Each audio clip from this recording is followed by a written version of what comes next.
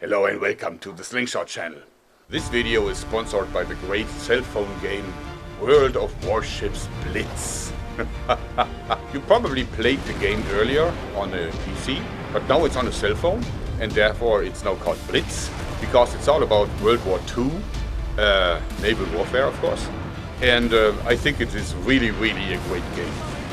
I really love the authentic ships that they have, and how realistic these battles feel. And you're always in control. I just love to see everything going on from a bird's perspective, and also I love the battle scenarios. As you know, a channel like mine really needs sponsors to stay afloat, and I always love it when they come with challenges, and that's what these guys did.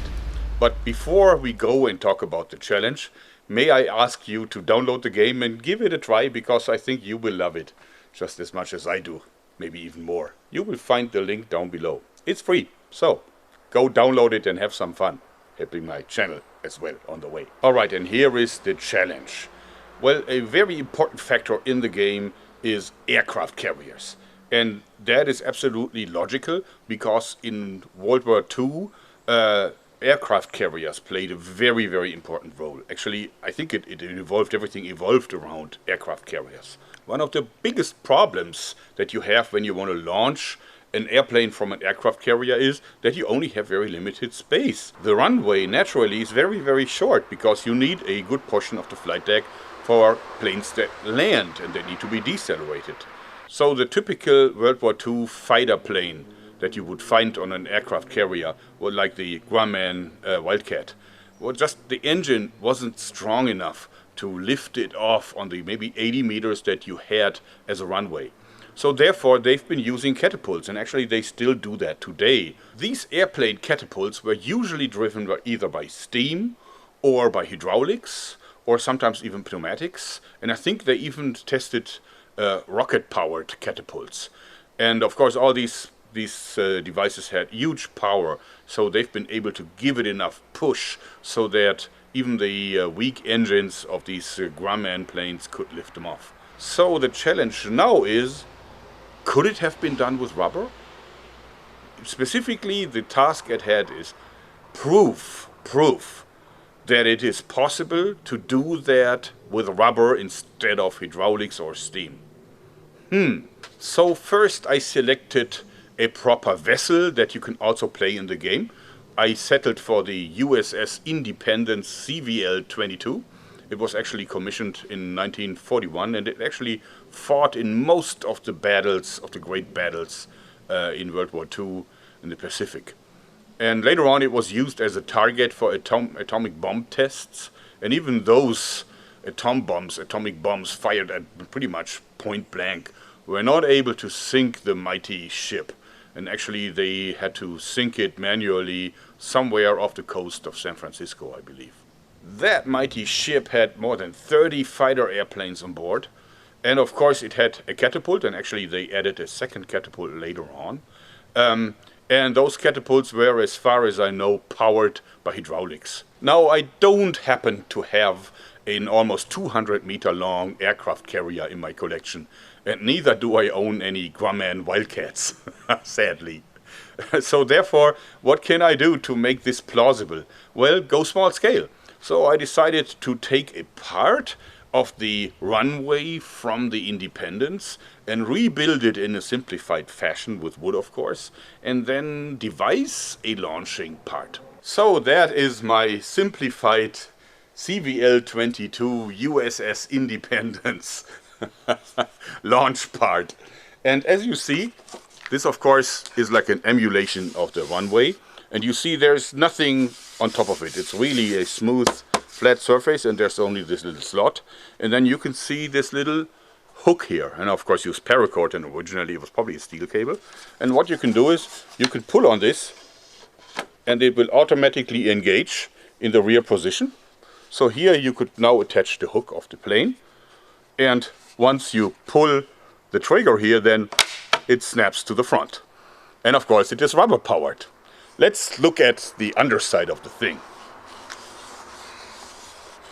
Here you can see how it works. Here is a little bit of rubber, and this actually replaces the hydraulic or steam-based device that you find in the original thing. And this is the little trigger device here. You see there is a roller underneath here. And if I pull on this, then actually the rubber will stretch out and then automatically engage in the trigger here. Now it's engaged. And if I pull the trigger, then it snaps to the front.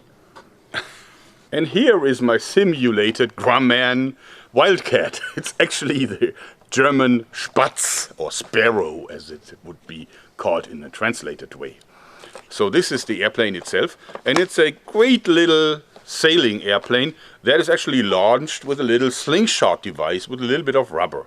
But of course you can also throw it, and it flies pretty good. So this is the little setup.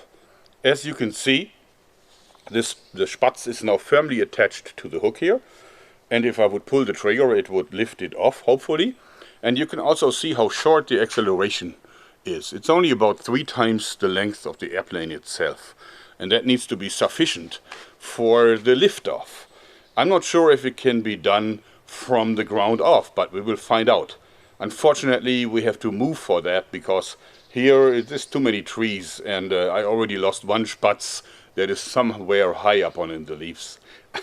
So we go to the open field instead. We are at the proper place because this is actually an airport for sailing aircrafts. And as you can see, we have like 0 wind. So this is the Spatz, and this is the original little slingshot that you get with it. As you see, it's fairly weak rubber, even though the airplane is quite sturdy. It has a steel wire frame and plastic wings, so it's not bad, and it's well balanced, and it flies pretty good. Woo!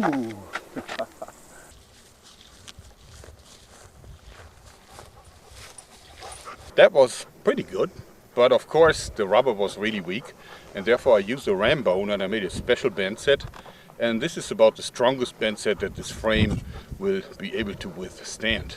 Any stronger than this and the plane will bend. So let's see how it flies with this one.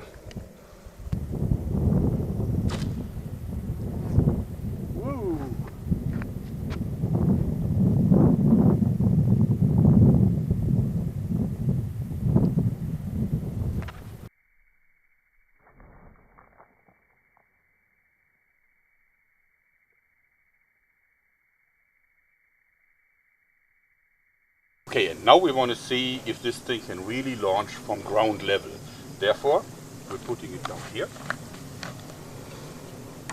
cocking the mechanism, putting in the airplane, like this.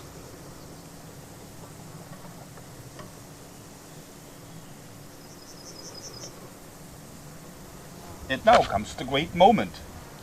1, 2, ha!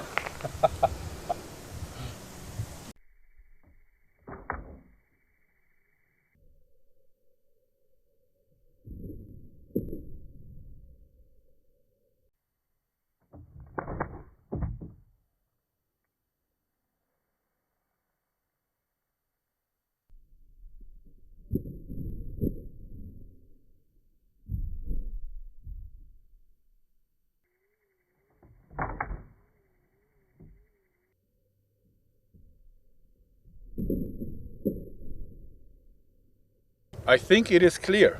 It is plausible. I think you could outfit an aircraft carrier with a rubber-based catapult, save a lot of money, and of course spend afterwards a lot of money for new rubber because it's going to wear out quickly. Anyway, these things are so much fun, and the game is too. So please, I encourage you to download the game and give it a try, because my sponsor will love it and this channel will probably be around for longer. I hope you like this, because that's it for today. Thanks and bye bye.